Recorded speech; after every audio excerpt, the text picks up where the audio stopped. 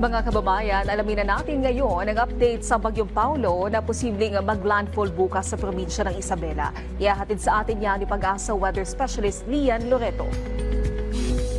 Magandang hapon, Ms. Naomi, at sa lahat po ng ating mga taga-subaybay. Punta po muna tayo dito sa update kay Bagyong Paulo. Ito nga pong si Paulo ay nag-i-intensify pa habang binabaybay ang West Philippine Sea at ngayon po ay nasa layong 575 kilometers sa silangan ng Infanta, Quezon. Meron na po itong dalang hangin na aabot sa 75 kilometers per hour at pagbukso na aabot sa 90 kilometers per hour.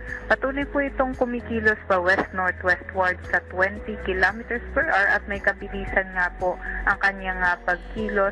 Inaasahan po natin na habang kumikilos pa po ito dito sa Philippine Sea ay mas lalakas pa siya bilang isang severe tropical storm category, posible po mamayang gabi. At nakikita po natin, babaybayin niya po itong Northern Luzon landmass, posibleng maglandfall bukas ng umaga sa may Northern Aurora o sa may Southern Isabela province at babaybayin itong Cagayan Valley, Cordillera Administrative Region at Ilocos Region at lalabas naman ang ating landmass by Friday evening, posibleng makalabas na ng ating Philippine Area of Responsibility sa Sabado. Naasahan nga po natin habang papalapit itong si Paulo ay meron na nga po tayong mararanasan ng mga pagbugso ng hangin, lalong-lalo na dito sa may silang bahagi ng Luzon, pati na rin po dito sa may Southern Luzon.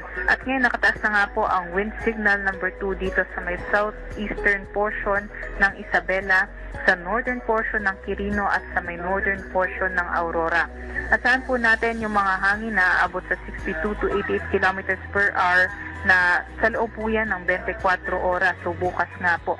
At ang wind signal man po ang nakataas dito sa may Cagayan, sa nalalaming bahagi ng Isabela at Quirino, Nueva Vizcaya, Apayao, Abra, Kalinga, Mountain Province, Ifugao, Benguet, Ilocos Norte, Ilocos Sur, La Union, Pangasinan, sa may northern portion ng Zambales, Pampanga, Bulacan, Quezon, Camarines Norte, Camarines Sur at Catanduanes, pati na rin dito sa may Tarlac at sa may Nueva Ecija at nalalabing bahagi din po ng Aurora.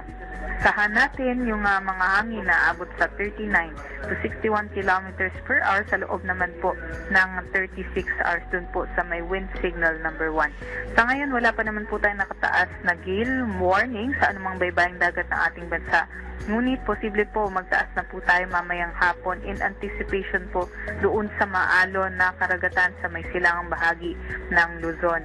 At saan nga po natin doon din po sa may dedirektong aapektuhan itong si Paulo, no, yung mga storm surge, no, moderate yung risk natin, lalong-lalo na nga doon sa may Northern Luzon area, posible yung 1 to 2 meters na mga storm surge o daluyong sa loob naman ng 36 hours. Kaya't mag-antabay tayo sa mga updates galing dito sa Pag-asa at maghanda para dito sa mga banta nitong si Bagyong Paulo. Asahan nga po natin na itong si Paulo ay maglalandfall bukas sa may northern or northern Aurora or sa may southern Isabela at dala po nito ang hangin na malalakas at pati na rin po yung malalakas na mga pag-ulan.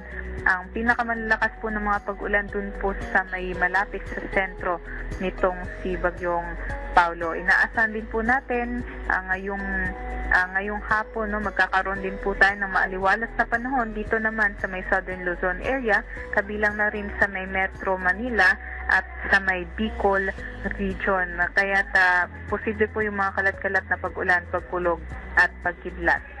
Sa ating nakikita, southwest monsoon natin ay pahina ng pahina, ngunit habang papalapit itong si Tropical Storm Paulo ay posible nga pong hilahin pa nito ang habagat dito sa may western sections ng ating bansa. Ngunit after po nitong si Paulo, asahan po natin na hindi na po makakaapekto ang habagat sa ating bansa.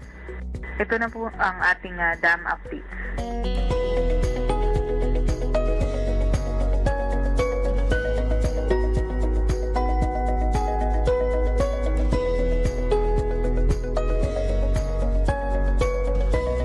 At yan naman po ang latest galing dito sa Pag-asa Weather Forecasting Center. Ito po si Lian Loreto.